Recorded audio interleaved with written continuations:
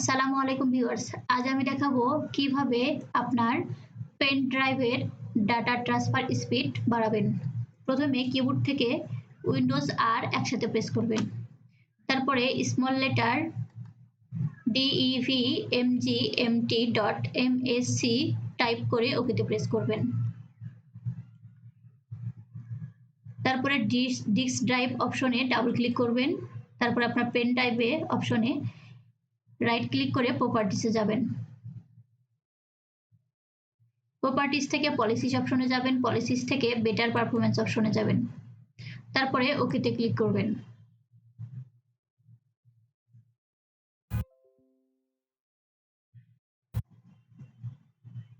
তাহলে আপনার পেন ড্রাইভের স্পিড বেড়ে যাবে। এক্ষেত্রে এই যে পেন ড্রাইভের এই অপশনটিতে এসে আপনাকে ইজেক্ট ডিস্ক অপশনে গিয়ে আপনার পেন ড্রাইভটিকে সেফলি ইজেক্ট করতে হবে।